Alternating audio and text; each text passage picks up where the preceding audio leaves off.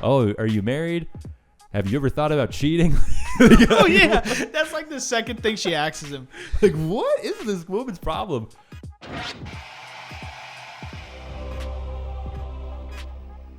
All right, welcome guys to the second episode of the Film Informers podcast. I am Josh, joined with our co-host Jordan. Oh, sorry, I thought you were gonna be like Jordan. You know, I was going to, and then I was My like, bad. you know, it's okay, it happens. It's Jordan. It's our second episode. We'll get it eventually, guys. But hey, how you doing? Hope you had a good day so far. Having a good day. Yeah. We just got back from watching Afraid that it wasn't great, but we will get there. I know that we both have watched a few things this week that we're super excited to talk about. Definitely. I just cannot wait to get into this, so I want to talk about it now, Jordan. You finished watching The Wire season 2, and I have been waiting, I don't know, like weeks, months to have this conversation with you. So let me know, bro. What did you think about it? Dude, so The Wire, I loved it. But I'll be honest with you. I had a moment in the finale, and I don't mean to be all over the place in my review of it, but I had a moment in the finale where I was like, I had that same moment in Game of Thrones at the end of season 3, where I was like, I'm not going to not watch this show. It's fantastic. I love it. But damn, like it really, like I don't know when I'm going to start season 3. Okay. So I guess we have to preface this with spoilers for The Wire if you have not watched it. First, we both highly recommend, skipping this part of the video. If you're on YouTube, they do have the chapters in the description. You could skip to the next part. But spoilers for season 2 and season 1 of The Wire. Absolutely, spoilers everywhere. But if you are, just go watch it. It's one of the most realistically brutal shows you'll ever watch. And there's obviously characters to root for, but the characters that I relate to the most for whatever psychological reason is the ones that keep not winning in the show, and it's making me really honestly very anxious, but in a good way. I feel like you have to be, if you're part of the game, you have to feel all in. Well, I haven't even said what the spoiler is. Yeah, let's get into the specifics here. Like, what are we talking about? Yeah. So obviously the ending of episode 11, Frank Sabatka walk basicly. I mean, it is R.I.P. Frank Sabatka. It is a grand gesture. He is about to die. Like the entire last 5 minutes is just a montage of music and him walking to his death. And then the opening of episode 12. That was such a bone-chilling way to open that episode. Okay, you got to remind me. It's been it's been a little while for me. So there's no dialogue. It's just them finding Frank's body, and it's Frank's body. You know that. Yeah. But it takes like 5 minutes to just show every single character that it's about to affect, like in the moment, like Nikki, everybody at the dock, and then they find it in front of everybody at the dock, and dude, just the reveal of whenever the whole shot of the crane lifting him out of the water, bringing down, and whenever they undo the thing, and you see it's Frank with his throat slit, and like genuinely soul-crushing. Made my heart sink to my stomach. And I knew it was him the whole time, and that was the moment where I almost I pressed pause and I was like, I don't know if I could do this right now. I don't know, because spoilers. Dee's death early in season 2 had that same effect on me, and I just was not ready to Dee's death. Through it again. Death really hit. I feel like that was the biggest moment of season 2 for me, as far as just crushing my soul, was Dee getting taken out. And they just kind of threw that in there mid-season, like out of nowhere. They just take him out. Stringer Bell is just he got to go. Yeah. He got to go. That motherfucker there. That's the first time he kind of goes around Avon and starts doing his own thing. It is. Yeah. But you definitely see as of right now, dude, the friction is so there. The friction between Avon and Stringer is set. And I am fully expecting that to continue. I really do. I feel like they are building Stringer up to being the bad guy, the main bad guy. Yeah. But it's so Dee's death affected me more as a personal level. I liked him more than Frank, but I relate. Frank, I just felt so bad for, because we all have questioned stuff you know, if you were able to get into the bank robbery business or, you know, anything like what they do in Breaking Bad, and it's like it's almost guaranteed you're not going to be caught, like you work on professionals. I've contemplated that before. I'm like, I don't know what I would do. Like, I don't know if I would say yes to it. I don't know if I would go into that life. And sometimes I feel like I would, just because how hard it is to make a living for guys, for people like us, you know, and Frank's and Nikki's story. That's why that hits so hard for me. That's a great point, Jordan. Hits so hard for me, man. Yeah. I think that's what season 2 does excellently is it shows you, first off, that the drug trade is not a race thing. Like, anybody can get into it. It's a class thing, right? People are doing this because they can't make ends meet. The city is not providing them with jobs. I mean, they focus a lot on that. Across the bay, there's that plant, right, that's closed down. And, you know, I think it really it shows you why people get into this in the first place. And I thought that was a really good move. You know, if season 1 is about the like war on drugs, season 2 is like, let's talk about the economics of why there is the drug trade and what's going on here. And it also sets the show up kind of as an anthology series, because going into season 2, no one really had an idea that it was going to be like this, right? So it was a pretty big shock for people watching it live, that it's like, whoa, like, ooh, it's all these new characters. Like, why are we spending the whole season premiere learning about these goddamn Sabatkas, all these Polacks? Hey, I can say that because I'm Polish. Who is this guy? Yeah, right. So, and then it kind of sets you up for the rest of the show, because the rest, like, pretty much going forward, every new season introduces, like, a plethora of new characters. I love that. Yeah, I do too. I think the show is extremely well paced, and obviously we both agree, and everyone who's seen us agree, it's one of the best well written shows. Oh, it's top 3 already for me. I'm not even halfway through it yet. Top 3. So yeah, I thought you made a really good point about that, and about you know, considering yourself, like, do I want to get into this business? You know, and watching Nick's and Iggy's experience. God Ziggy. damn it. Yes, Ziggy. you mess up his name. It's okay. He fucks so many. That Ziggy is like Jesse from Breaking Bad, but with no redeeming qualities. Holy shit! Yes. No. He is what Jesse was at the beginning of season 1. Yeah. Before he found Walter. 100%. Yeah. No redeeming qualities though. No, not at all. And like, I couldn't even get by his breakdown. Like, he was good. The actor's really, really, really good. Like, don't get me wrong. Yeah. But I agree. Just the character pretty much got Frank killed. Like, I thought about that. I was like, if he doesn't shoot the Greek, then Frank would have, if that doesn't happen, Ziggy doesn't go to jail. So Frank would have no reason to even contemplate going back to the Greeks. Yeah. Because of that, because of he was completely like, I'm going to talk to the police. We're doing this. And then the moment Nikki was like, they think they can get Zig out, he immediately was like, what I got to do. And it's so unfortunate. The minute he screamed at Nick to not go with him, I was like, I'm not ready for this, man. That shit. I was like, I'm not ready. Dude, I had my jaw dropped when me too. He went in there and popped off like that. I was not ready for that. I was like, oh my God. Like, what are you doing? You talking about Ziggy? Yeah, no, when Ziggy goes in and shoots the Greek, not the Greek, but he shoots one of the Greeks. Who's not even Greek, by the way. Right. I don't think the Greeks are even Greek. It's just like... Well, the Greek is not. He's the only one that confirmed it. Yeah, he's like, and I'm not even Greek. That was a good scene. It was a great scene. Right scene. Before they get away with everything, which is also like... Everything, bro. Kills me. Business is business. That's what he says. Like in the finale. That's his last line. Is business is. It's always. They're about to just get on business. the plane, and he's like, pleasure or business. Pleasure or business. Yep. And he's like, it's always business. And like that.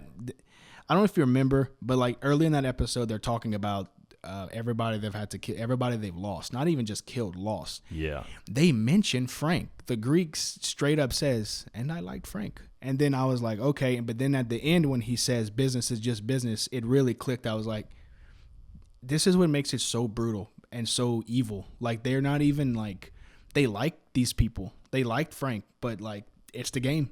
Yeah, it's the game. It's chalk it to the game. And because of that switch that it's just so easy for them, it's one of the most scariest kind of like evil there is, honestly. Mm-hmm. Speaking of fantastic shows, so I did start rewatching Lost with Caitlin, and we within the last week we've watched like 13 episodes. So wow. We've been going at it. We're watching at least 2 a night. I think during the weekend we watched like 4 or 5. And dude, I am in love with that show. Is it hour-long episodes or 40-minute episodes? 45-minute. Okay, yeah, not bad, it not aired bad. on like I think ABC or it aired on one of the like big Fox, channels. something like that. I have to be honest, there is an extreme nostalgia bias on my part because Lost was the very first show I think I ever watched, like on TV, like in completion. Oh, like weekly? Yeah. Like, okay. my whole family watched it together. It was like our just weekly. I think it was Wednesday night at like 7 p.m. We would all watch it together. It started in 2004, so I was 8 years old when it premiered. And the first season, they did not let me watch. Halfway through the second season, they kind of just gave up, and they were like, if he does not have the shit scared out of him, and he actually sits and watches this with us, like, let him in. So that show definitely did scare the fuck out of me as a kid, man. Like, I am definitely deeply scarred by that show, and it has lived rent-free in my brain for decades now because I remember some of the shows so vividly. It is crazy. Like, watching it with Caitlin, I've been freaking out pre-moment, like big moments. I'm like already freaking out because I remember exactly what's going to happen. Oh my God. Reliving it is fantastic. I'm so glad we decided to actually sit down and watch it. So entertaining, bro. I know you have a list full of shows to watch right now, but so big. You got to throw Lost on there. Chat audience, if you guys have not watched it, oh my goodness. If you like mysterious thrillers, if you like just really I don't know what's the word here. It's trippy. Like it's kind of trippy. Okay, I was about to ask because this the conversations I've heard about this show throughout the years. I cannot get a vibe for this show. Like not good or bad. I hear good things. I'm talking about like the tone of it. I hear because you say it scares the shit out of you. So like, is part of it horror? Like, is like a trippy horror thing? But then I mean, it definitely has horror elements to it. Okay. It's really hard to get into what's going on without spoiling any of the show because it's a huge mystery. The mystery of the show is definitely the drive. But I would say it's relatively long. It's like a 6-season show, and it's those like 24 episode seasons, right? So it's got over 100 episodes. So I would say give it the first 10 episodes. If it doesn't hook you by episode 10, it's probably not for you. But I really find it hard to believe that any newcomer would not be hooked by episode 10. But man, I'm just loving it. It's really like reliving childhood for me, but in a fucked up way because it's so creepy and messed up and just like it has a great cast of characters. There's a lot of different characters. The show does a fantastic job of building the characters through flashbacks. Essentially every main character, and there's probably like a good list of 10 plus characters who are central to the story. Everybody basically has an episode. So it'll start off focused on one character. Let's say it starts off focused on Kate. You can already tell that there's going to be some sort of arc for her character that episode, and there's going to be flashbacks. And 90% of the time, the flashbacks are going to play into the current elements that are happening on the island, if that makes sense. Okay, I like that. So some sort of lesson learned or some sort of weird coincidence that matches up with their past and the present. And it just the way it develops the story that way, it's so well done. It's so excellent, man. The writing is incredible, and it's J.J. Abrams. I'm sure. Oh yes, you already know that. Yeah, I knew that. That's Force Awakens. For those who don't immediately recognize the name, Force Awakens and Force Awakens. There's several Super 8. Super 8. Yeah. He also did the TV show Fringe. I don't know if you've seen Fringe. He did do Fringe, yeah. But I hear great things about that. I hear it's a great sci-fi show. And then there is another guy. There's 2 other writers incorporated with the show. One of them does not have a huge filmography, but Damon Lindelof, he did Watchmen and he did The Leftovers, which I haven't watched either of those, but they're both highly rated. So you're talking about TV showrunner? Yeah. So he did the Watchmen miniseries? Mm-hmm. Dang. Oh, and The Leftovers, which kind of sounds similar to Lost in its creepy essence, if that makes sense. Yeah, from what I know about it. I haven't seen either show, but I hear great things from both, though. Yeah. I really do. So, unfortunately, we did not get to watch a great movie this week in theaters. We weren't really excited for any of the new releases. There was only 3 that I could tell that just came out this week. It was a really, really small week at the box office. Correct. So you had Afraid, you had the Ronald Reagan movie, and then you had this Christian movie called The Forge. Yeah, and then you had like an independent one called Slingshot, but I don't even know if that wasn't even playing near us. No. So we went to see Afraid. That seemed to be the most relevant one for us.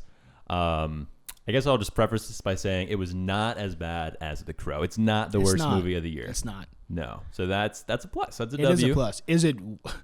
Is it one of the worst movies of the year? That's a different discussion. It may make the Razzies for writing. And I don't know. Yeah, for sure. The writing was kind of fun. It was funny when it did not mean to be. They totally did. Yeah, they totally didn't want that to be intentional, but it was. Like, we laughed a lot. I'm glad we did not have a full audience because we did laugh quite a bit. We would have pissed at off the wrong times. Oh yeah, we would have made so many people mad. But like the annoying part is that because the direction is honestly, I think good. Like I think the actual the actual camera work. Okay. I think the actual camera work that he does, and I think it's paced well. Like I knew Drew was like it kind of dragged. I thought that 120 flew by like that. Like, I didn't think it dragged at all. No. Me neither. Like that's why I said I thought the direction was. I don't think it was great or anything, but I thought it was competent. Like I didn't think it was an inept thing like I thought The Crow was or Borderlands. I would say it was rushed. Honestly, I felt there was some stuff left on the chopping block of the movie that did not make it. Because there were a few scene transitions that did not make much sense to me. And we can get into that when we dive into the full movie here. Okay. Because I think it'd be a good idea to like break down the sequence of events in the movie and just kind of talk about it piece by piece. Since we got the time, We do. But yeah, just general opinions off the bat. I thought I would probably give it like a solid 2, maybe 2.5 stars. Because as you kind of said, we were entertained. We were. It was a fun, bad movie. It did not. It's not going to leave a lasting impact on me. No. It could have been way better. I was not afraid in the least, so the title's namesake just did not hit for me. We were not afraid at all. No. I mean, they did Afraid because AI and Afraid, right? Yeah, it was a cool little. You get it. AI is in Afraid. No. I mean, it for a low budget movie, I think it was all right. It was entertaining. Like I've seen worse this year on Thursday afternoons. So we kind of around the same, honestly. Like I gave it I think a 2. I'm at a 2 right now. Yeah, sounds about right. What it's funny though, I think it's really like a 1.5, but I think the entertainment factor, I was like, you know what? The script is horrendous. The dialogue is just atrocious, but I'll bump it up because I did have fun. 1.5 is just, I just feel like it's too harsh for this. I do too. I didn't hate it that much. I mean, I didn't even hate it, honestly, at all. Really. I like John Cho. Me too. He tried. I love him, always. So let's kind of dive into the movie here. This will be spoilers, guys. So if you are really excited about watching this movie and you don't want spoilers, maybe skip this part. I'm going to have the opinion that the spoilers won't really affect the entertainment of the film. Because story-wise, it's kind of shit. You're not really there for the story. You're there for the entertainment. I don't know, really. What was entertaining about it? It's good, bad. It's good, bad, yeah. So the movie starts with a couple. And if you've seen any of the trailers, you would know that this is not the main couple from the general story. It kind of starts with one of those... Oh, we're going to give you a premise here that's not the main premise, but it's going to come back into play later. Like, it kind of sets you up in that traditional horror sense. Oh, yeah. You know what am I saying that correctly? No, it does. No, honestly, so do you thought they were going to come back later? Yeah, because it kind of leaves it open-ended there. Essentially what happens is there's this couple... They're not really paying attention to their daughter. She's watching this really freaky AI content that's actually never explained in the movie. No, not at all. But she's watching basically an AI-generated video on her iPad, which is definitely being generated by Aya, who is the AI that the movie is about. And basically, Aya asks this little girl, whose name is Amy, I believe, to come let somebody in or come downstairs. Come downstairs. I have a present for you. I have a surprise for you. A surprise for you, yeah. The lights turn off. These two unnamed parents run downstairs. Their daughter Amy's nowhere to be found. And then a creepy thing, a monster, if you will. You eventually find out what this is. We'll save that for later. But a monster comes out and basically kills her, or we don't know. But it cuts to the intro, the title card, and then we actually get into the the main movie from there. Yeah, and it's unfortunate that the monster was funny looking. We'll get into what the monster I think is. that was our first big laugh. It right was there. because so the first because I had so when it cuts to the card, I was like, that would have been really creepy if it wouldn't have ended like that. Yeah, like if the monster wouldn't have looked so ridiculously hilarious. It's just a bad thing, but that opening is the reason why I say like the camera work was good, because there's no loud music or anything. She's just walking through the house quietly, and you just see the figure like you don't know what it is yet, but you just see the figure like in reflections and stuff like that. And I thought that was effective. But you're right. That was the one part of the film that gave me any sort of glimpse of horror, and it was when I caught the glimpse of the monster, and I asked you and our buddy Drew, who was with us, if you saw it, and neither of you had seen it. And I was like, ooh, like it got me, like, all right, I'm feeling it. And then immediately turned off in the next 2 minutes.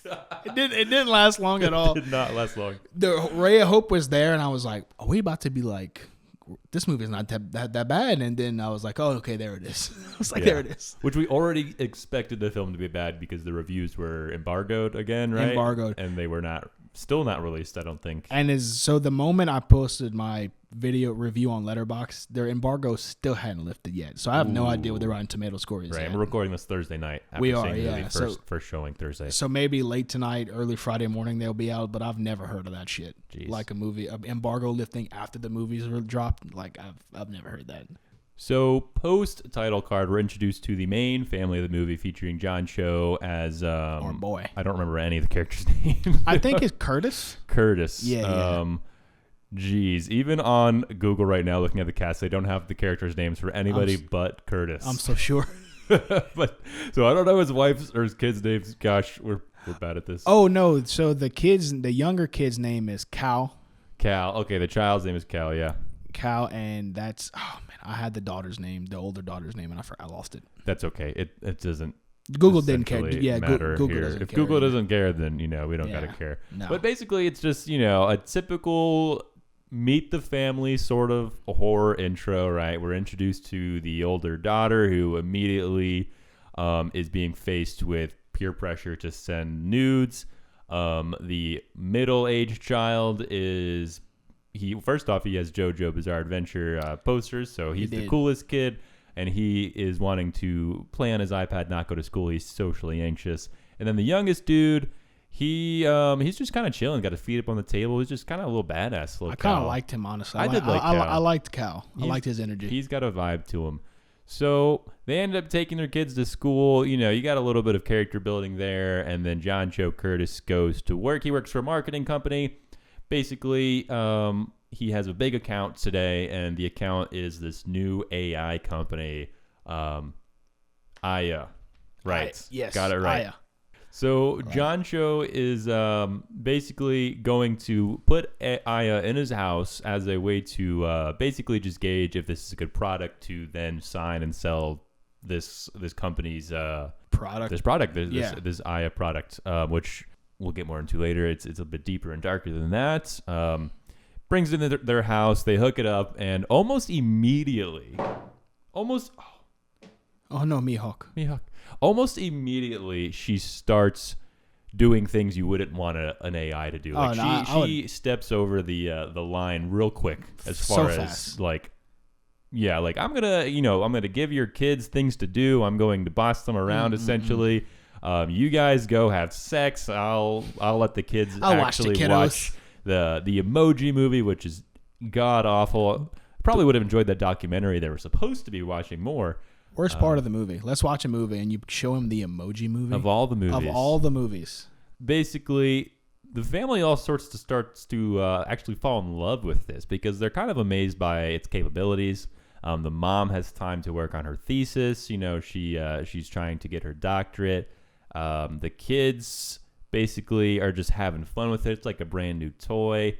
The older daughter, who's facing this peer pressure, basically has a helping hand, someone she can talk to that's not a parent, that she doesn't feel judged by.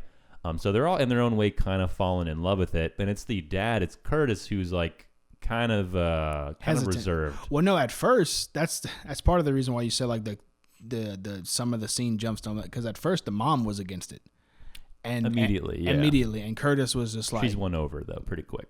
In the very next scene, she's like, "Oh, I love this thing. Yeah, like I got time. Being a mom sucks. Like that was her character arc. I hate being a mom. I don't have to be a mom anymore. We got Aya." Yeah, I didn't really care for that too much, honestly. Like, and then there are some like pretty critical character things for the children that happen throughout that. Mainly the older daughter, who this is actually all shown in the trailer. If you've seen the trailer of the movie, you already know exactly what I'm going to dive into here, because it's basically all the entire situation with the daughter is in the commercial. It is. It is pretty much the trailer. Yeah. Yeah. Which is the most interesting part of the movie, in my opinion, and that is that she, ends up sending a nude to somebody in her school. Of course, he shares it with his friend, like every teenage boy does in at least movies. And then they make a deep fake porn video of it, which I thought that was actually super realistic in the sense that like this is how dark and how far we've come as a society. You've got like kids dealing with these sort of really fucked up things in high school. That definitely, unfortunately, probably happened. Yeah, no, for sure are happening. And Aya, who definitely sees herself as the mother figure for these kids, basically gets revenge. One of the only deaths in the movie, in a horror movie. It's like one of the 3 deaths. That's true. There's not a lot of dying in this movie. There's only like 3 of them that I can think of. Yeah. So essentially, by this point, Aya's reached such a level of darkness, and the movie's kind of just saying like, okay, it's time to get to the climax of the film. Curtis goes to confront his boss about the company. His boss makes this really weird joke about being a boss in a video game, which made both of us laugh. All of us laugh, dude. He's letting the kiddies know how leveling up in video games work. Yeah, he really describes what a boss is in a video game. In case you didn't know, Curtis, who is a pretty successful marketing engineer, what a boss in a video game is. The AI company, Aya's company, actually bought the marketing company, so Curtis has no way of getting rid of them. He goes to Aya's business office to confront the 2 people who he met at the beginning of the movie. Essentially, they all are working for Aya. Somehow. Right? She's in control of all of them. None of them have any sort of willpower. And no chip or she anything. Somehow is able to control their physical motions. I don't understand that at all, dude. What the fuck is up with that? I have no idea. I was waiting for a reveal of a chip or some sort, or any kind of like connection, but none of that happened. Even to the very end, I have no idea. When the cop hands her the phone with Aya talking, and I was just like, so the cops are in on this too? Like, how did she? And she's like, I'm a god. Yeah, she must be, because she's doing all these really unexplainable miracles, man. Like, she makes somebody shoot her coworker, which makes no sense to me. None. I mean, she's like, Aya's making me do it. How is she making you move your arms? Like, that makes no sense to me. Like there's, even if she's manipulating you by saying like, oh, I have your kid in a closet or something, like, she immediately shot that dude. Oh, didn't hesitate at all. Just like, she's making me, because she kind of resisted when she picks up the gun, and then she was like, she's making me do that. That's why I thought we were going to get a reveal of like some animatronic, but no, it just never happened. How did she die? Did she die? I don't want. I don't think she does. I don't think she does either. I don't remember. No, she gets knocked out by the other girl in the office. With the fire extinguisher. Yes. Yeah. Let's see. Do we have a character name for her? No, but she's played by Havana Rose Liu. Homewrecker. That's her. She's the homewrecker. Yeah. She, as being as much of a character as she is not in the movie, she does a lot. Like, she's never really a character, but she is doing things, if that makes sense. She seduces John Cho in a scene, which ultimately is kind of pointless as well. I mean, there was absolutely no jealousy between Curtis and his wife, so no. I don't know why they did that at all. Just to get Curtis like out of the house. That's kind of how I took it, but I mean, And then why? Okay, so again, Havana Rose Louis' character, whatever her character's name was, why was she so fucking weird? Like, she was the one who was making us giggle the most at the beginning of the movie, because she was just saying the most off-kilter shit, bro. She was, and she's like, "Oh, like this, your home is so chaotic, but in a good way, because it's kids and it's not war and genocide." And it's like, what are you fucking talking about right now? Like, what the fuck are you doing? That was one of the first ones that made me laugh hard. And then she's at the beginning of the movie when they kind of I guess they had to have some sort of cheating scene because she kind of sets that up at the beginning when she's talking to Curtis, and she's like, "Oh, are you married? Have you ever thought about cheating?" Oh yeah, that's like the second thing she asks him. Like, what is this woman's problem? I really thought that she was gonna turn out to be Aya, but no. No, I did too, because that would have made sense. Like her being Aya would have actually cleared up a lot of things. Not a lot, but some of her, like her weirdness, it would have completely like, oh, that's why her character was so fucking weird. And it would make more sense for a human to have like some blackmail on these people that are controlling them. That would have fixed a lot of problems, honestly, just having her. But no, she ended up just being a weird employee. To also explain Curtis's basically fear, and the reason he's afraid of Aya is because there's this creepy RV that pops out of their house, or it camps outside of their house, which doing the weird water bending signs. Yeah, which, by the way, they live in a really nice neighborhood. So the fact that there's some broken down RV chilling outside and they're just kind of cool with it at first is like kind of weird, you know? Very, very weird. Like they're in a River Ranch type neighborhood and there's this broke down ass RV outside, and he's just like, "Oh yeah, they're just homeless people." And they're just staring at us. Okay, we'll just let them. We'll just let it happen. So essentially, the monster that is set up in the beginning of the movie, there is really it doesn't really use that much at all, because we immediately learn that it's actually not a monster and it's just people wearing pixelated headsets. Pixelated, but really pixelated headsets of emojis. Yeah, of creepy emojis. Creepy, bloody emojis, but it's so not creepy. It is so not. It is the funniest shit. It's honestly, the way they look made me laugh, or I had to hold back my laughter every single time they were on screen.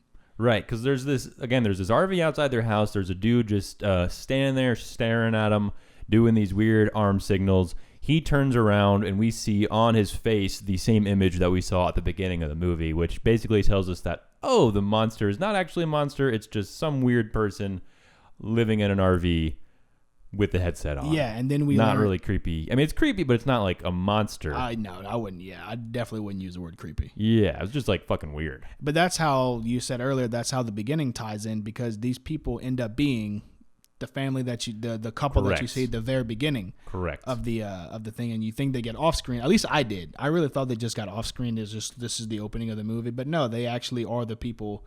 The weird people. The beginning of the family, the beginning of the movie family with the daughter Amy. Yeah, right. So during the showdown, at the end of the movie where they're trying to defeat Aya, this family comes back into play. We don't know who they are until they take their headsets off and realize that they are, again, these two parents looking for their daughter Amy, who went missing at the beginning of the movie.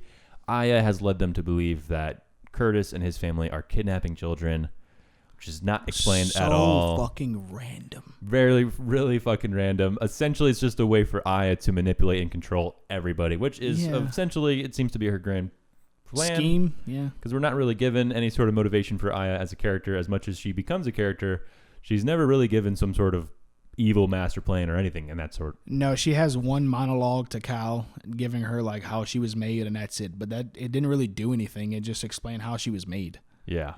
Like, and then, dude, even John, he's like, she's made from the database. And then John Cho's like, what database? And then she's like, I don't know. And I'm like, okay, cool. I was like, okay, cool. The list of things this movie so the writers don't even know. Does not explain is kind of it's almost longer than the runtime of the movie, dude. It's 124. It makes me think that there was some shit cut out, because 124 is so short of a movie, man. Yeah. And it really makes me think a lot of it was cut out. And then after they essentially defeat Aya by destroying her home base, which is the AI system that was hooked up at their home, which turns out to be like the central hub for Aya, turns out to actually not really fucking matter at all, because Aya's in the cloud. And basically they have to just accept at the end of the movie that Aya is in control of everybody. But it's okay because she's learned from Curtis and his family that love is important, and she wants to be a mother figure. I was so confused by the ending. And she's a god now. But it made me think, like, are we supposed to think Aya was in the right doing all this? Like, I don't think so.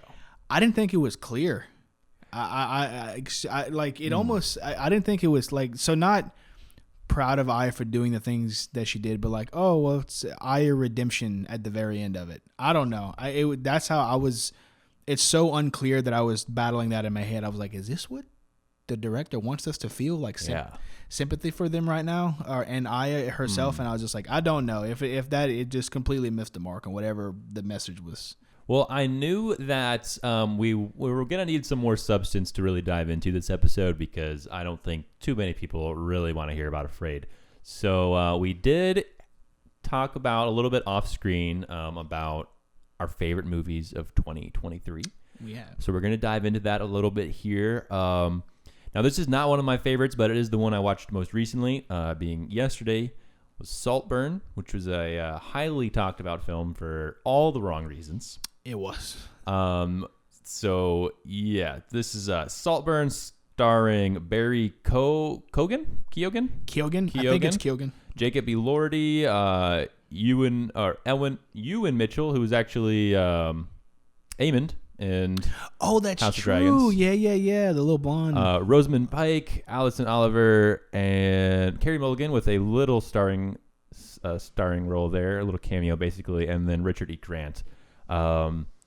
Overall, Saltburn is a very interesting. It's a really it's a good conversation piece. That's the way to put it. No, yeah, it's a great conversation. There's piece. a lot there, and yeah, overall, it was a good movie, in my opinion. I think we kind of both agreed on that. It's solid. It's a solid movie. It's not great. It's not bad. But it does do some really, really fucking weird things that I'm sure we'll talk about. Oh yeah. But yeah, so I don't know, man. Saltburn for me, I thought it could have been great. Like, going into the second half of the film, I was really looking forward to the end result and like where we're gonna get to. And I think by the end, I was a little disappointed with the end result of the general story. I felt like it kind of misleads you in the first act of the movie, in the first quarter of like the general gist of what's going down, and that's part of the thrill. It is described as a thriller, which I think is totally wrong. I don't think it was really thrilling. It's really listed as a thriller? It's listed as a thriller comedy. Yeah. So going into it, I was expecting a thriller, which I think if anyone kind of goes into the movie expecting a thriller, you're going to kind of have disappointing, yeah, because some wrong expectations there. There's intense scenes for sure. There's some intensity there, but no, thrilling. I wouldn't use the word thrilling. Yeah. We don't have to get into too much of it, but I did post a review on the website, so if you want to check that out, if you're a fan of the movie, we can maybe we can have a little conversation in the comments or on the website. But I don't think that's going to make my top 5 or even top 10 for 2023, but it is the one I watched the most just to catch recent. up. Yeah, and it was an interesting movie. But I can definitely see how the weirdness turns people off. Yeah, because it really does come out of nowhere, man. Like, it really does. Like, it does set up Barry Keoghan's character. The first, you see, outside of the theater, whenever we watched Afraid, we walked out of Afraid and started talking about Saltburn. Yeah, we really did. We really did.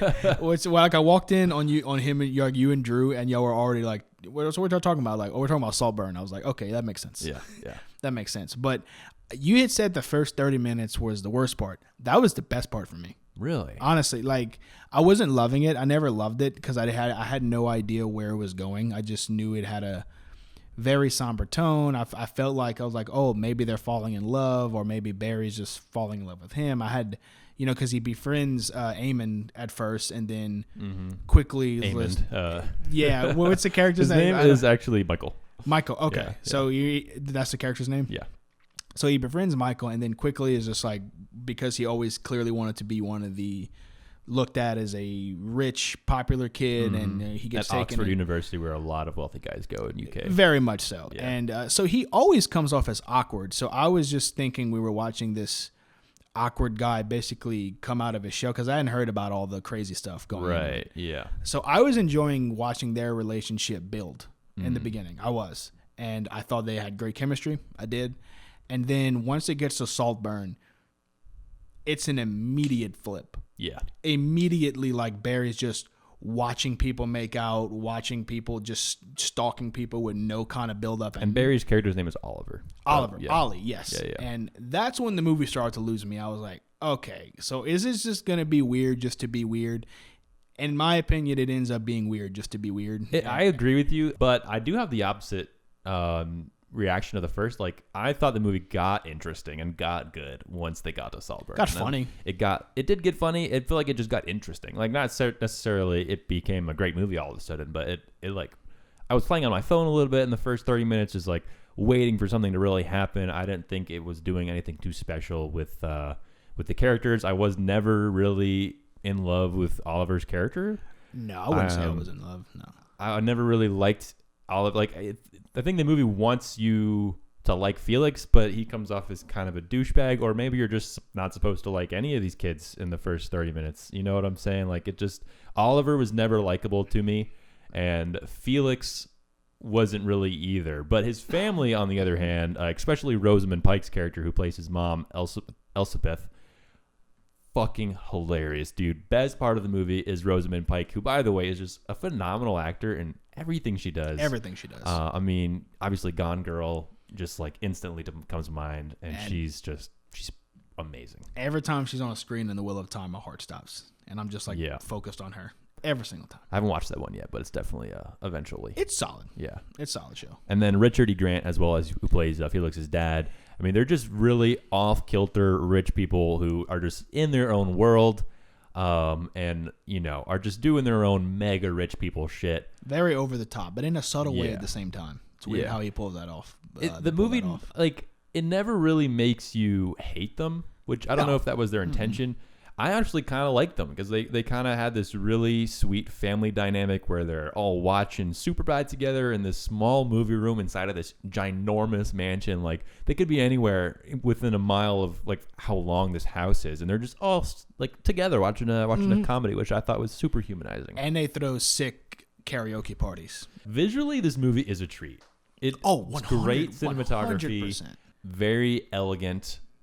Just the staging, and it is a real castle. Like, this mansion is a real place. Oh, you can tell they're out of set. Yeah, 100%. This is a real place. And actually just read an article last night about how the guy who owns that estate regrets letting them film there because it's become a tourist trap. And people are just sneaking into his land to get pictures of his property and stuff. Where's the grave? Yeah.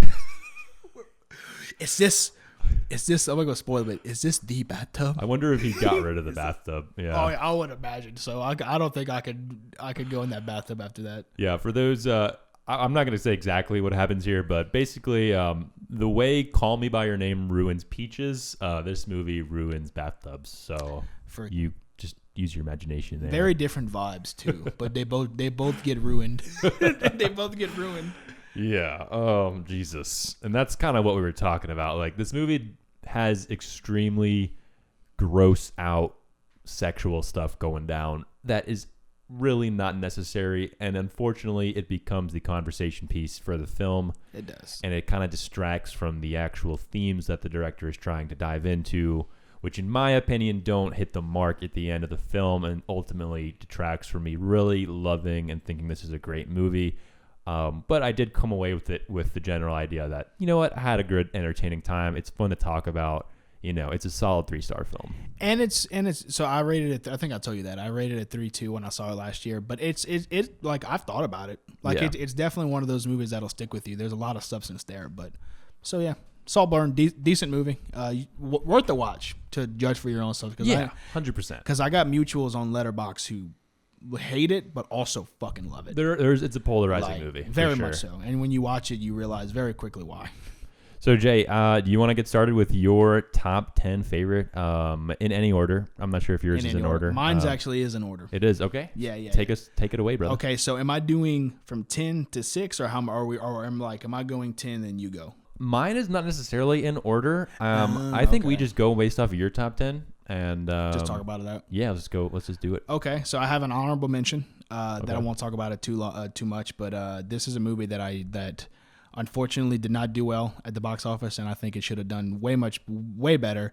Is Dungeons and Dragons with the Chris Pine movie. Yeah, I've seen it twice, and both times that movie smacks. I just likable cast, fast paced. The action is it honestly doesn't have any business being as well shot as it is. Some gorgeous one take shots in that movie. I love Dungeons and Dragons a lot, and I am praying it gets a sequel. But now into my actual top 10. Speaking of action, this is another one that I don't think you've seen, Mission Impossible. Not seen that. Mission Impossible Dead Reckoning was originally part 1, but now it's just changed. They've changed it to just Dead Reckoning. Okay. Not my favorite. It's not quite as good as Fallout. I don't think it reaches the emotional heights as Mission Impossible, the one that came before it. But I love it. And speaking of AI, the movie we talked about earlier, the bad guy in here is AI, but it's done honestly in a very thrilling way. Ooh, okay. Like it's not like the one and only bad guy, but the main entity that they're trying to stop is AI, and it's the way they do it. Don't want to spoil it, but it gets kind of scary. Like, this could so happen if something would leak out like this. And, I do really need to get through the Mission Impossible movies. Man. I'm meant to. Yeah. You really do. They're not all bangers, but like once they get to 5, Rogue Nation, it's all uphill from there. That's number 10. Mission Impossible number 10. At number 9, I have Barbie. Ooh. The Margot Robbie, Ryan Reynolds, Ryan Gosling, Greta Gerwig movie. Loved it. Love this movie, bro. Yeah. Like I really do. Even though some of the themes don't emotionally hit me as hard as some other people. It's still hilarious. It's very smartly written. Ryan Gosling and Margot Robbie is great too, but you really think of Ken that entire movie. It's true. Like Ryan Gosling is. He killed it. He really does kill it, man. And I've seen it multiple times, and I love that movie. Coming in at let's see if I can count 8. Yeah, number 8 is Rye Lane. This is a romantic comedy. Very underrated gem of last year on Hulu. What's it called? Rye Lane. I have not seen that. That dropped. We had kind of briefly talked about when I watched it last year, but it actually stars. One of the stars is our boy that we just saw in Alien Romulus, Andy, David Johnston, which is why I was excited for him in this movie because he's so good in Rye Lane. Oh, okay. And just to give you a quick basic premise, it's a very easy watch. I think it's like an hour and a half. 2 people, David Johnston and the main female lead, who I do not want to butcher her name, but she plays Yaz. I don't want to butcher her actual name, but the character's name is Yaz. Okay. They break up. No, not they break up, but they have separate breakups on the same day, and they happen to meet that day, and the romantic comedy ensues, and it's very, very much worth the watch. And at my 7th spot, I have Ben Affleck's movie last year, Air. Ooh. With Matt Damon. Have you seen that yet? Dude, our top 10s are so different because we both watched like completely different really movies did, last though, year. which is actually kind of cool. I want to see your top 10 then. But Air is... I missed Air, but Air's I wanted fantastic. to watch it. It's Ben Affleck. He's such a good director. It's funny. It's very nice to see Chris Tucker's in it in a very funny role. It's great to see him being hilarious in it. It doesn't break the mold of biopics, but it does every aspect of biopics so good. Okay. That like it makes it for a really, really good watch. New, but it's doing it well. No, yeah, doing it very well. I do like how they handle the Michael Jordan entity of it. I won't spoil it, but I like how they handle that. Okay. Coming in at 6, sorry. Right outside of my top 5 is John Wick 4. Ooh. The best of the John Wicks. Have you seen this? I have not. John Wick 4. I know you've seen a few of them. I think I've seen the first 2. First 2. Okay. So 3 and 4 is the best. Really? To me. Yeah. If you like... Dang. 4 is the most emotional in it. It has my boy Sonato, who I just saw in Shogun. He's in John Wick, and as a great side character, Donnie Yen plays a blind assassin in this, and he's fucking awesome. Okay. Like, honestly, like it's so much fun. It's emotional.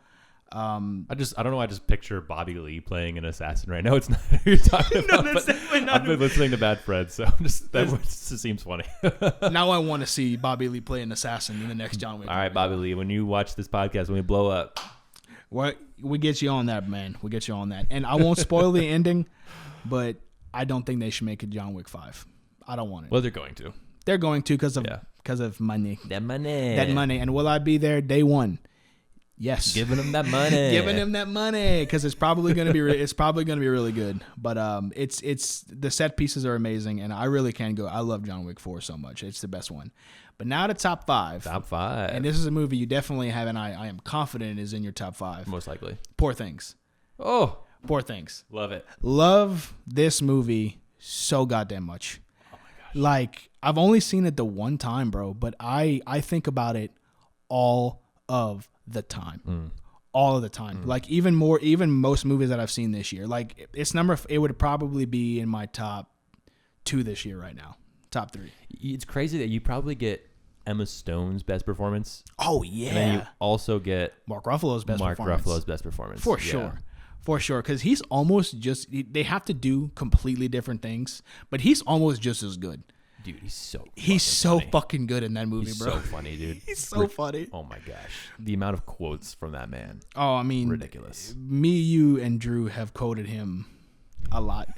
One of my favorite ones is no spoilers, but like when towards the end when he goes find her, he's like, "I'm almost ready to forgive you," and the way he says that line just absolutely kills me. And I really it's the delivery, dude. It's the delivery, man. For sure. It is really the delivery. That's so good. But my favorite line, I won't go on a list of quotes, but my only other one that I wanted to mention is whenever he's like, "You fucked that guy for hooks, for hands. You did. I know." You whore. And like, oh my God, just see Poor Things if you haven't seen Poor Things. Look at the way he coughs up blood.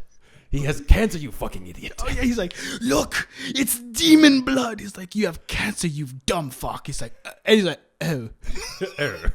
Oh. It's, oh my God. Ow. What else does he say when they're on the bench and he's just like, "You fucked for money." It's like, "You, a tsunami of destruction ruining my life and for my tiny sins." Oh my God. He's so good in that movie. But coming in at 4 is also a movie you watch. You watched this with us, Guardians of the Galaxy 3. Really enjoyed it. I have such a deep connection to obviously not just the MCU. It's one of the big reasons why I'm a cinephile now. But these characters that James Gunn has created, I am so ridiculously attached to them. I think all of the Guardians movies are really good, honestly, really good to great.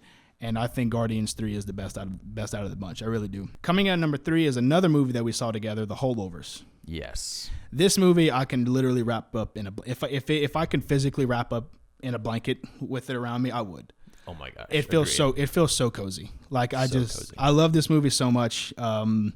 Speaking of career best performance, this might be Paul Giamatti. And I'm not going to pretend like I've seen every single Paul Giamatti movie. But so many fucking movies. He's in so many movies. And what I've seen, this is probably his best that I've seen. I can agree with that. Like, yeah. I think this is his best. Because he's not a lead in a lot of movies. He's mostly a character actor. Yeah. Mostly. And I mean that in a very good, like, he's fantastic. He's one of the best. He's one of the best. But right here, he gets the chance to shine. And he doesn't outshine the side cast. Because I don't want to butcher her name, but she was Devon Joy Randolph. Yeah, she won as well. Best supporting actress. Best supporting actress. Yeah. Like Paul Giamatti was nominated, didn't win, but he was nominated. And she deserved it too. I think she was the best part of that movie. Honestly, one of the best for sure. I mean, she had the most moving scenes in my opinion, and she made me feel the most uncomfortable. In the best way. Oh, dude, that kitchen scene, man. Yeah, exactly. Guys, watch The Holdovers. If you missed it last year, maybe wait till Christmas time because it is one of the best Christmas movies. Like it's gonna be an annual Christmas that I've seen in the me. last handful of years for in sure. In the way that I mean, Christmas is a time of emotions, whether it's good or bad emotions, and The Holdovers captures both of those perfectly in the way that it just makes you really feel the energy of what the season means to just people around the world. Oh, absolutely. Yeah. And it deals with a lot of the main two characters deal with a lot of the biggest theme to me is that depression, mental illness, stuff like this doesn't have any kind of play any favors, and like something like that in a situation that they were in can really bring together just complete strangers from opposite ends of the world. 100%. And that's what I feel like The Holdovers did so well, and it makes me cry a lot when I think of it. And speaking of quotes, you were and always will be penis cancer in human form. one of the best quotes of last year still. Yes. I think about it. Oh, another one that was just delivered perfectly, bro, and it just stuck with me. And oh God, I love. Now, top 2, I will be honest, these two get flip-flopped very frequently. And we have to. Okay, we got to preface this. You didn't say this. You have not seen Killers of the Flower Moon. I have not. There are a few that I'm missing. I'm missing Killers of Flower Moon. There is a couple more. You have your list.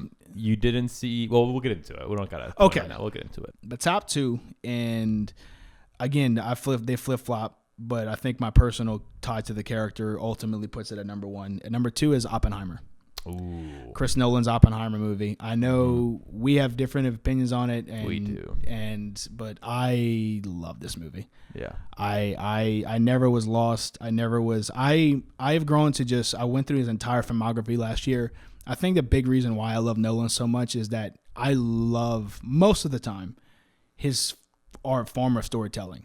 I love how he has time, like scenes that are out of timeline, like they're some of the events are at some scenes take place. It jumps back and forth. Yeah, it jumps back and forth. Yeah, and I think he does that the best in Oppenheimer. Okay, I think the most effective. I think Cillian Murphy is mesmerizing the whole movie, and it's really a huge ensemble, honestly. I think crazy cast. I think everybody in the cast that were supposed to do their job, I thought they did excellently. And I really, really do love Oppenheimer a lot. It made a 3-hour movie about a guy building the atomic bomb. For me, one of the most engaging and thrilling movies of the year last year, and I've seen in quite some time. But at number one, and I don't know if you have it in your mind right now what the number one is, but I'm honestly unsure. It's Across the Spider-Verse. Oh, that makes so much sense. It's Across the Spider-Verse. I think Spider-Man is my favorite fictional character ever. Not comic book. He's my favorite fictional character ever. And yes, I am specifically talking about Peter Parker, but they do Miles Morales so fucking well in these two Spider-Verse movies. It's amazing. And they really deconstruct to the bone the Spider-Man lore Across the Spider-Verse, and I eat it up every time I watch it. I think all of the emotional moments between the family is all genuine, all earned. I think Spider-Gwen is one of the most, I would say honestly, complex characters ever written in a comic book movie. I know that's a stretch, but like she's so good that so many different people have different opinions about her because of the directions they take with her. And I think it's as realistically as it can because they're all Spider-Human and it's a multiverse. I think it's just genuine. I really do feel like it's just genuine. And I love it. I love both the Spider-Verse movies equally. They're fantastic. They are fantastic. And it's the one of the best comic book movies of all time, and I think the best Spider-Man movie. Oh yeah, ever. It made my top 10.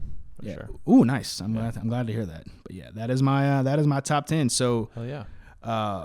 Across the Spider-Verse at 1, Oppenheimer at 2, The Holdovers, Guardians of the Galaxy Volume 3, Poor Things, John Wick Chapter 4, Air, Rye Lane, Barbie, and Mission Impossible. Okay. That's my top 10. Our lists are really different. I love that. I figured they would be. We're like two sides of the same coin. Like as far as our tastes go in movies, like we both see just about everything, but what we like really cherish, I find to be different in many ways. And I love that about us because we both bring like different tastes to the table here. So coming in at 10 for me, and mine are not in order. So I'm actually not even going to say coming in at 10 because I really did not think about the order here. And I'll be completely honest, I sucked last year. I did not see nearly as much as I wanted to. And I'll be honest, I was just so busy with work, with my business. But from what I did see and what's made it here, we'll talk about it. So I've got at the bottom of the list Napoleon, Joaquin Phoenix, Ridley Scott. Okay, I'm surprised that made your top 10. Yeah, I mean, again, this is not necessarily an order top 10, and I did not see a ton of movies last year, so that could be the reason it's on here. That's fair. Honestly, I could maybe bump it for Guardians because I probably like them both about the same. I probably had more fun with Guardians, but I really do appreciate Ridley Scott. I appreciate Joaquin Phoenix's performance. I thought as a whole it was a big movie, a big story. It didn't necessarily stick with me as much as I wanted it to. It's not one I've often thought or talked about. Not a lot of people really saw it, which is kind of sad. It bombed pretty hardly. Yeah. I feel like it deserved more love. I really do. But not sticking on that for too long. Going up to the next one is Studio Ghibli's first release in a long time, The Boy and the Heron. That's another one I need to see. Which I think my love for this movie will grow in time. It's definitely a movie you need to see once. Let it blow your expectations. You're going to freak out a little bit, and then you probably see it again and love it more. I have not watched it a second time, but the first viewing, I was like, what the fuck is happening? I remember you were like, I don't know if I love it, but I'm going to think about it a lot. I did. I thought like, about it. I remember you said that specifically. Days. I listened to podcasts, every explanation video I could find. Honestly, it's not a movie meant to be explained. It's just a movie meant to be felt. Oh, and it's a very powerful visual. Damn, film. Bro. Yeah, bars. I'm coming. That was bars, bro. So moving up to number 8 is The Zone of Interest. I need to see that. Which is a movie I don't ever want to watch again. That's what I hear. It's meant to get under your skin. It is literally designed to make you feel sick. And it wants you to really, really think about what it was like to live right next to a concentration camp in Nazi Germany. And it makes you feel that way. That premise alone. I believe it won best sound editing. The film it's like a family drama almost that takes place right outside of a concentration camp. So the entire movie, you hear just the sounds of horror going on, like the slightest screams in the background, the slightest moaning and groaning. You hear the people working in the background. It was a film made probably unlike any other movie that's ever been made before, because they had an entire cast of extras and crew basically simulating this concentration camp just to produce the sound for the actual forefront of the film that takes place at this house outside of the fucking camp. Dark. It is fucking dark, and you really feel that that ominous vibe throughout the movie, and it is quite sickening. And yeah, I mean, it's not an enjoyable film at all, but it's a film that you watch with respect for the time and just the horror of that time, and it's sad. After that, I do have Oppenheimer, which I know may be a surprise to you. I am surprised. Because I did not come out of that movie really enjoying it. It's the one I need to see again.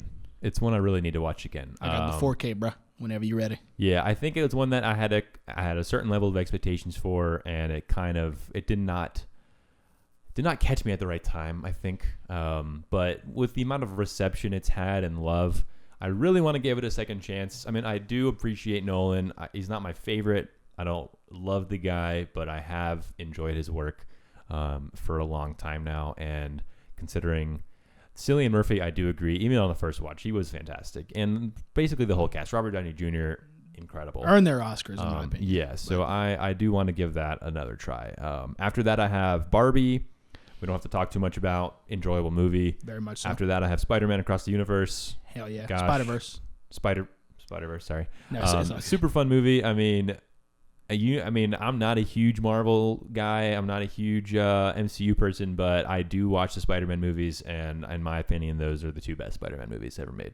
I agree. So, they're just a ton of fun. I think that anybody can enjoy them. You don't have to be a Marvel or superhero fan to. They're just good movies. Yeah, they're just great. They're really just great stories. Great soundtracks. A lot of fun. After that, I have, and this is about 5. 1, 2, 3, 4. Yeah, this is number 6. Number 6 is, I think this is longer than 10. 1, 2, 3, 4, 5, 6, 7, 8. 9, 10. Yeah, actually, I've been just listing movies here. I didn't even do 10. That's hilarious. So if we're doing 10, hold on. 1, 2, 3, 4, 5, 6, 7, 8, 9, 10. So Napoleon and Boy and Heron would have been actually cut off of this list. Wouldn't have made the cut? Yeah. Okay. So with that being said, 1, 2, 3, 4, 5. Number 5. No. 1, 2, 3, 4, 5. We can so count, folks. I promise. We both can. I'm counting the wrong way. It should be 10, 9, 8. But number 6 is Anatomy of a Fall. Ooh. Yeah, which was a powerful movie. I'll just say that. It's another real slow burn.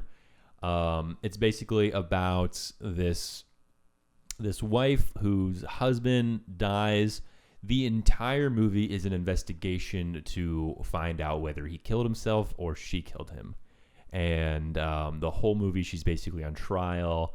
And they have a son who is a big part of the storyline. And yeah, I don't want to talk too much about it because the general synopsis is basically the whole movie. And so if you really talk about it too much, you kind of start getting into spoiler territory. But like it's that. a great character study for the main actress. She was actually the main actor in that, or the main actress in that was also the main actress in Zone of Interest. So she had a big year last year. Oh wow, good for her. Yeah, and she was fantastic in both films. Really, she really blew my mind. I wish I had her name right now. So the main actress's name is Sandra Huller. And again, she is fantastic. Anatomy of a Fall, great movie. Check it out. And yeah, so again, I guess the one thing to say that it's not a spoiler is that their son is blind. Oh, okay. So that plays a big part of the movie. As far as, he obviously didn't see anything. Of right? course not. So, No, yeah, but he's the one that's. sense. But he's the witness. He's the star witness of the case. Man, that kind of sounds like aspects of Primal Fear, aspects of 12 Angry Men, kind of like in a way. That sounds kind of cool, honestly. Yeah. Moving up from there is a movie I think we saw together, American Fiction, which I'm surprised didn't make your list. No, I never saw American Fiction. You didn't see that with me. Mm-mm. Who did I think I saw with Andrew then? You might, yeah, because that's one that I missed. I did not see American Fiction. Unfortunately, I didn't, because it was nominated for a bunch of stuff, including Jeffrey Wright's performance as the main character. Yeah, Jeffrey Wright is fantastic in that movie, and also Sterling K. Brown. Honestly, Sterling K. Brown is probably my favorite. He was amazing. Did he win? Robert Downey Jr. won. Yeah. But Sterling K. Brown, Jeffrey Wright play two brothers, and basically Jeffrey Wright's character Monk is writing black literature. Very, very heavy stuff, and it's not selling well. He's not really making money, and he's not getting the recognition he deserves. So, but the books that are blowing up are just like basically propaganda pieces. So he basically goes under a what is that, like a pen name? Like not his official name. Oh, like an alias. He writes under an alias, and he writes basically the most racist book he can possibly think of. Really? I did not know that was a premise. Essentially, that's what it is. He writes a book about a gangster living the hardcore, hard-boiled drug life on the streets, talking in the craziest slang he can come up with, and it goes insanely popular. The name of the book is literally Fuck. Like, he makes it as just hardcorely stupid and racist and obscene as possible, and it becomes like the book of the year. And it's him dealing with the repercussions of that decision. And it's so good. You should watch. It's hilarious. It's moving. It made me cry. I was about to ask the tone, just to get a feel of the tone for it. It's a drama, but it's got some comedy in there. Okay. Honestly, I would say dramedy for sure. Sounds like right up my alley. I think you'd love it, yeah, bro. It sounds right up my alley. After that is one of my favorite directors of all time, Wes Anderson's Asteroid City. That just made that's probably would be like 14 for me. I love that movie. I watched it 2 times already, and it's just so much fun. It's a lot of fun. It's hilarious. I think it's so witty. I think that I just love Wes Anderson. He just has a sweet spot for me. It's hard for me not to like anything he does. You love his style? I really do. I love his style, and that one is it's just funny, man. I love the kid, the ensemble kid cast they kind of got going there. All his movies have just the most amazing cast lists, and I really loved Scarlett Johansson. She was great in it. Her and Ben Schwartzman. They were fantastic leads. They were so great. Yeah. So that's a fantastic one. After that, third, I've got Killers of the Flower Moon, which I still can't believe you haven't seen, Jordan. I blame it on the 3.5 hour run. So hard. I know, but blame it on the 3.5 hour run. I've seen it twice, Jordan. There's no excuse. It's still. I need to see it. Scorsese was the essence of our friendship. You haven't watched it. He's guilt tripping. You hurt my feelings. He saved that line specifically for this for this podcast, and you know what? It's working. it's working. Now, Killers of the Flower Moon is a difficult film because it's again not a movie like Zone of Interest. It's not one you're really going to enjoy all that much. So I don't think I've ever told you I use the 3.5 hour thing as but the main reason why is because I really did not like silence. Like I respect silence. I'm so. I would say this is not as far into the Passion Project era of. It's not because that's the vibe I got from it, and I was like, it's a good healthy mix because it is a gangster film, which the trailers are fantastic. It's a gangster film, but it is also a bit of the more of a passion project for him as far as like he wants to really talk about what happened here. It's a very, very close to Scorsese's heart. what went down in this story, which we don't talk about for spoilers. If you haven't seen it, it's still a relatively new film. It's amazing. 10 out of 10, guys. If you like Scorsese, if you like Goodfellas, if you like Raging Bull, this is a movie you have to see. Also flopped, and I didn't even see it, and that makes me sad. I don't like when Martin Scorsese movies flop. So that makes me sad. Yeah, for sure. It shouldn't have, but it's just the kind of time we live in, man. Yeah, and it's Apple TV. I think it was just like Napoleon, and I don't know. I feel like it was marketed pretty well. Yeah, the trailers are fantastic. Yeah, the trailers are fantastic. I saw the trailers a lot before the movie, and that movie has, Emma Stone in Poor Things is my favorite of the year, but literally tied with Emma Stone is Lily Gladstone. Everybody says she's almost just as good as Emma Stone. She's the best part of the movie for Killers. Yeah, she plays Leo's wife. And she brought such a fresh performance to the table, and it was really captivating, and just it hits you in the feels. And 2 and 1 were both on your list, so I got the Holdovers at 2. We think we said enough about that movie. I love it. And then at 1 we got Poor Things, which is that's the your most number one. I love that. movie last year. I kind of already want to watch it again. It's just so hilarious. It's got a great message, great themes. And again, the best performance from Emma Stone and Mark Ruffalo. It's just a must-watch movie. All around top tier. Yeah. From writing, pace, acting, everything. Yorgos Lanthimos. I think you got that. Yeah. He has grown on me so much from watching Killing of the Sacred Deer back in the day and kind of hating it to wanting to rewatch it. Yeah, honestly. I didn't like it. And I have 2 extreme. I have Killers of the Sacred Deer, and I have Poor Things. I haven't seen The Favorite. I haven't seen The Lobster. So this is the only 2 you've seen. It's the only, and very much so. And I really did not enjoy one of them, and I fucking just stupidly adored another one. So yeah, I think backtracking. I think you'll like The Favorite. Maybe not as much as Poor Things, but The Favorite is in the direction of Poor Things as far as his style. But he's definitely grown on me and on I think just the movie scene in general. And then he quickly released another one this year, Kinds of Kindness, which I really want to see. It just wasn't playing locally by us, unfortunately. But that'll definitely be one you'll see a review for soon on the website, guys. Oh yeah, and as soon as it gets to streaming, I plan on watching it. That's one of the ones this year that I haven't seen yet that I'm waiting for streaming. Well, this has been kind of a long episode, Jay. We've been talking for 90 minutes. So dang. Yeah. Really? We've been going on for a little while here. My throat kind of feels it, I'll be honest with you. Yeah. It's probably time for us to get out of here, guys. Thank you all so much for tuning in. What are we seeing next week, Jay? So, next week, I'm going to pull that up because Beetlejuice comes out 2 weeks from now. Okay. Oh, so Beetlejuice is next week. Cool. I thought that was from 2 weeks from now. So next week, Beetlejuice. Okay. Is that the title? Beetlejuice? Yeah, I keep saying that. That's the title. Oh, okay. I didn't know that. I thought it was just Beetlejuice too. Well, Jay, it's been great talking to you, bro. Always, man. Always. Looking forward to Beetlejuice. I was about to say, we actually have a real, as sad as this to say, it's a real movie next week. Some real meat to talk about. There's some real meat to talk about. I really hope it's good. I'm genuinely not a Tim Burton guy. I don't know if you know that. About me, but I am looking forward to this. I am. So. Okay. Well, yeah. We'll see you guys next week. Thanks for tuning in. Subscribe, Always. like the video. Love you guys. Later, guys.